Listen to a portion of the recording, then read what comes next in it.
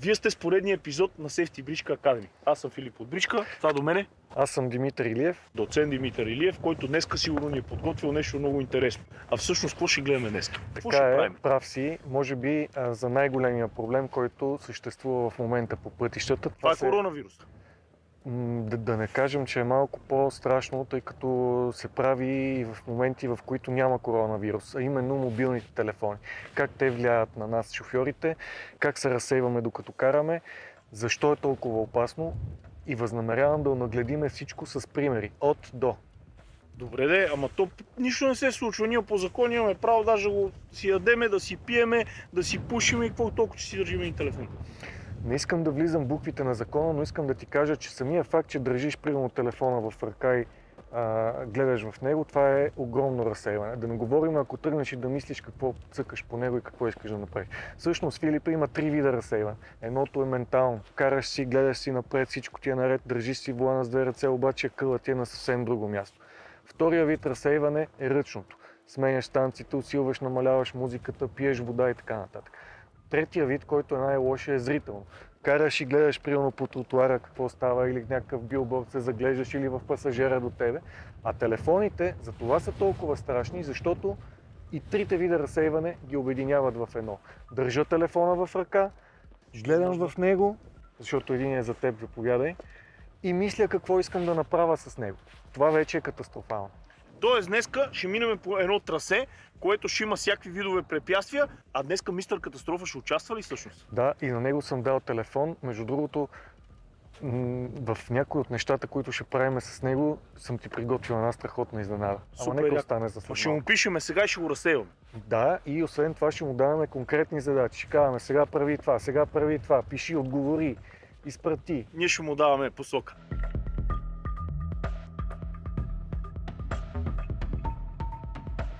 А днеска сме само двамата ли или? Не сме двамата. В тази инициатива сме изключително много хора, като започнем с Държавна агенция по безопасност на движение по пътищата, гумите Bridgestone, Bosch Engineering Center София и от този епизод имаме нов партньор Motorola, които основната им кампания е "Не пиши в движение". Тоест докато караме да не пишеме, а да ще го ползваме за навигация. За навигация може, ако е включена предварително.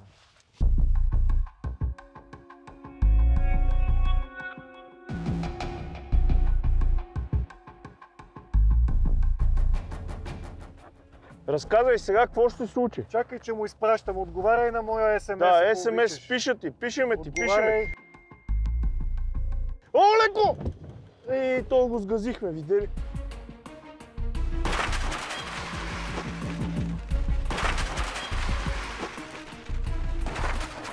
Това е. Когато човек гледа в телефона, той не вижда пред него какво става. Абсолютно същото е все едно кара на сляп. За малко да убиеме човек. Ема една секунда. Една секунда е достатъчна. Когато караме с 50, ние изминаваме 14 метра за една секунда. И тези 14 метра всъщност той ги кара абсолютно насляпо. Дори не знае какво се случва отпред. Добре, а ако тогава само говореше по телефона, какво щеше? Сега всъщност имаше и трите вида разсейване. Защото си мислеше какво сме му написали, гледаше в телефона и визуално и дясната ръка му беше заета. А ако само говореше по телефона, какво? Ако само говори, е доста по-добре, отколкото ако пише, но пак е много разсеян заради менталното разсейване. Тоест, не е хубаво дори и това. Ако му се обадила жена му, лошо, да му даде посока на къде да кара и да го ядоса.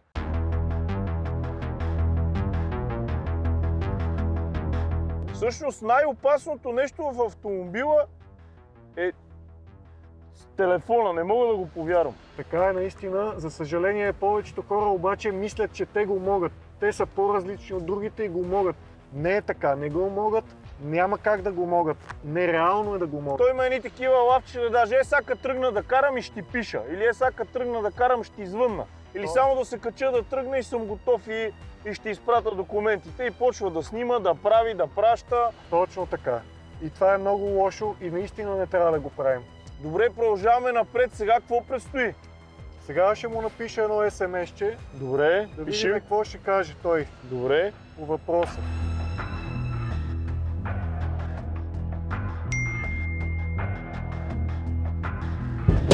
Ей! Ние му му откъснахме вратата на човека, бе.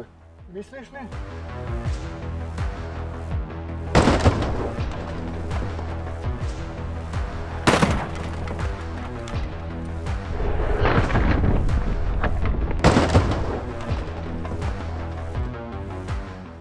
Какво стана? Да. Да, обърнахме. А той си отвори. А принципно по закон той е с предимство. Ние сме в нарушение. Ужас.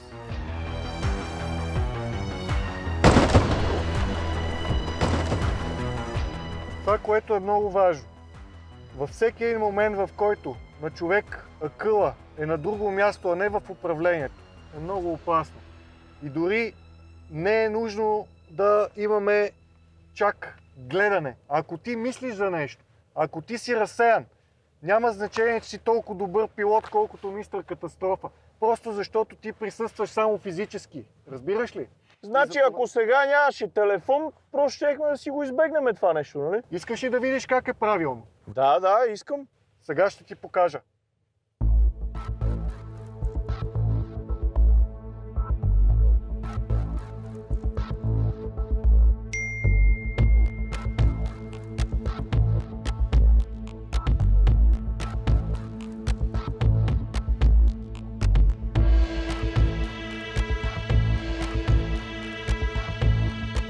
Тя като перо се обърна. Ако беше слезнал човека, да си беше подал крака. И това е за една секунда разсейване. Тогава не ми се мисли. Човека заминава. Наистина, не може. Тези неща не върват едно с друго. Те са съвсем различни неща. А още повече, че ние му пишеме само приятни неща. Ами ако му пишеме нещо неприятно, че примерно ще му намалиме заплатата, тогава можеше да се удариме и отзад. Между другото, знаеш, че това е добра идея да му намалиме малко заплата. Да, що па не? Той какво си прави? Даже как му такова нещо? Возиме се и всъщност си пише, тук ми се разсейва. Дай сега да му диктуваш ти този път някакъв Добре, SMS. добре. Аз искам да се повоза малко и да го гледам. Да му пиша, а? Някъде добре. бърка. Айде, сега ще му пиша. Айде, пиш ти, айде. Отговаряй ти. Четеш ли? Чакай! Добре, не мога ли да ги размие? Мале.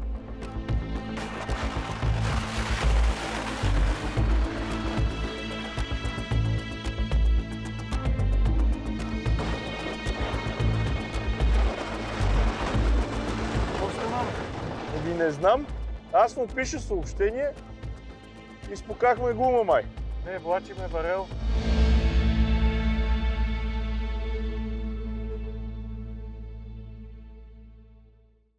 Добре, той пропусна всъщност само 2 варелчета. И то без да иска ги пропусна. Той дори не ги видя, че са там. Ако си държеше волана... Ама той гледаше. Ама ако си държеше волана с двете ръце, както трябва да се държи волан, щеше да успее да мине без проблем.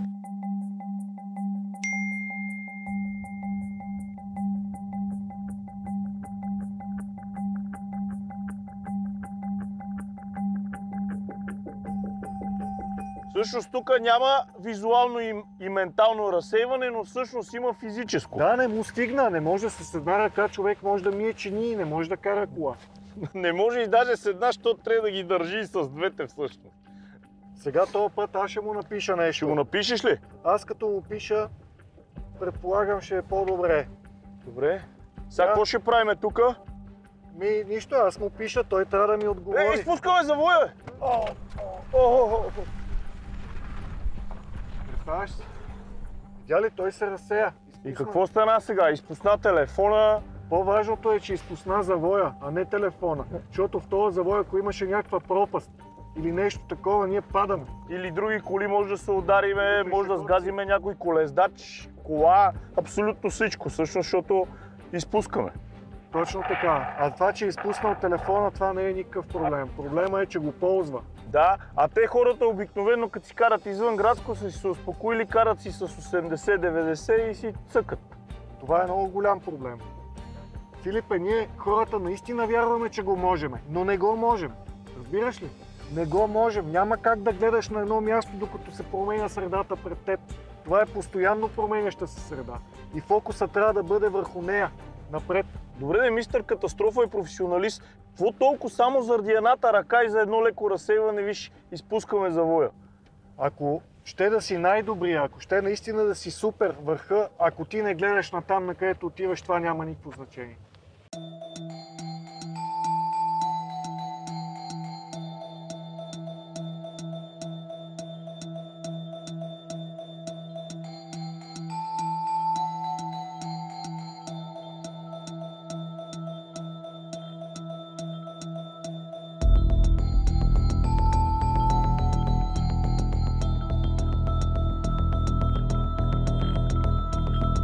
Филип, аз бих искал да го разсеям още един-два пъти, за да може вече абсолютно да затвърди какво се случва. Аз ще му пиша. Имаш давай. съобщение, момче. Леко човека! Леле! Блъснахме човека.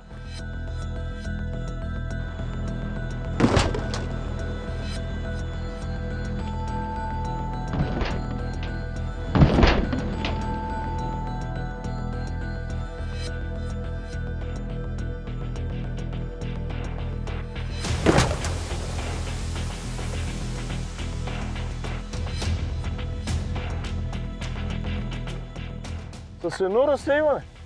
50 км в час. Това вече е най-фаталното и най-лошото нещо. 100%. По-лошо от това няма. 50 км в час въобще не реагирахме и да спреме. Ти видели как излете? Много беше страшно, аз не знам, на мен ме е страх да слезна да видя какво е станало.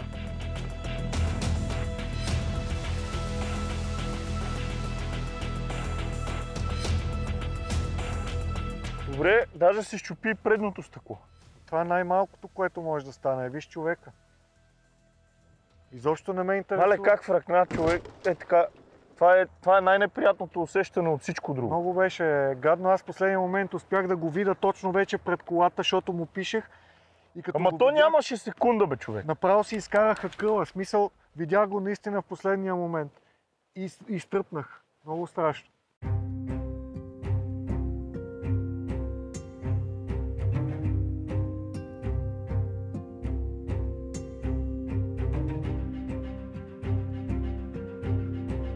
Те много хора даже казват, че когато са блъснали човек, даже не са и разбрали.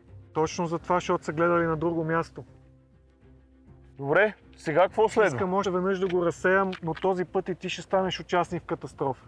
Аз и се до сега бях във всичките. Да, Сега ще нещо си ми приготвил изненада ли? Да, този път трябва да се стегнеш здраво. Леле, какво предстои? Ще видиш.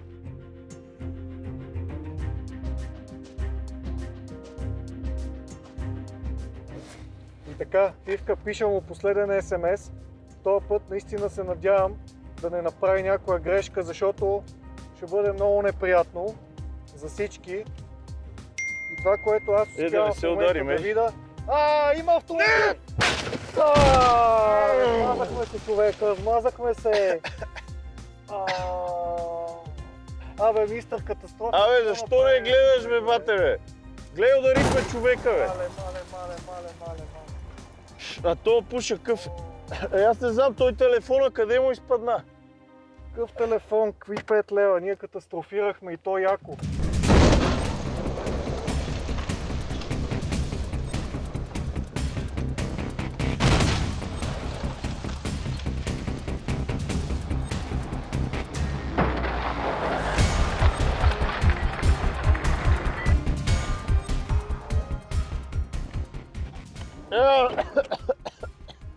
Мистер Катастрофа ни подреди жестоко.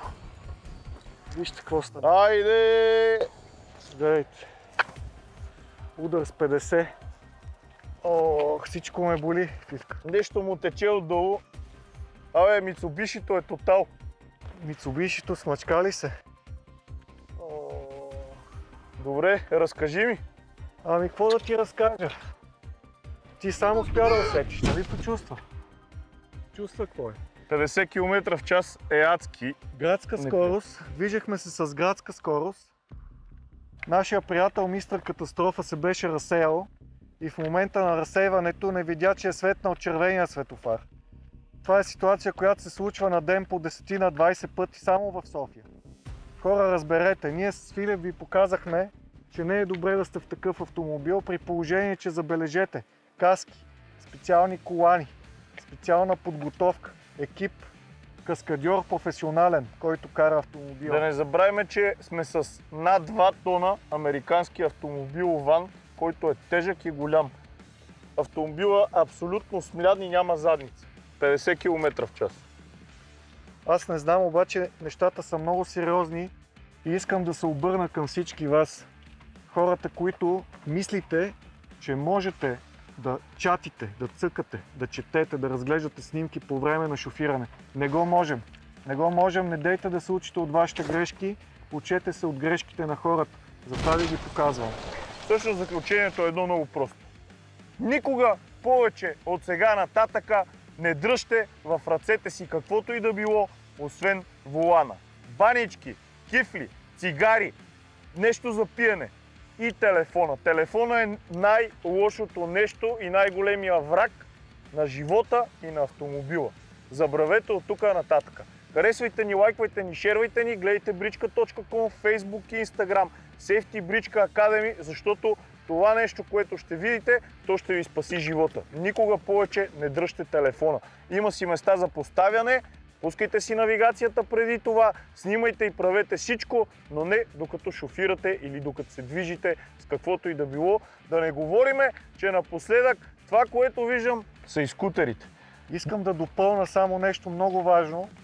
В Bosch Engineering Center София се разработва интелигентна система, която извършва мониторинг в цялата опасна зона на автомобила.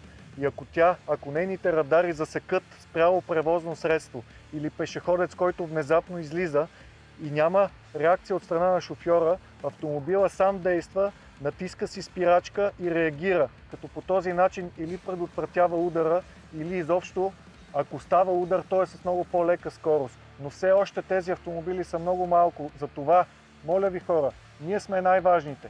Уреда, който управлява автомобила. Останете концентрирани. Искам да благодариме на Bridgestone, на Bosch, на Motorola и разбира се на Държавна агенция безопасност движение по пътищата. И не забравяйте, споделяйте видеото с хаштаг "На пътят живота е с предимство". И както казват от Motorola, не пиши докато се движиш, защото дали ще е с колелото, дали ще е с скутера, дали ще е с коня, ще стане беля. Затова телефона се ползва по предназначение, правете каквото искате с него, но го слагайте там, където му е мястото, работете с него преди да управлявате всяко МПС и ППС. И повярвайте ми, не е приятно да си вътре в автомобила.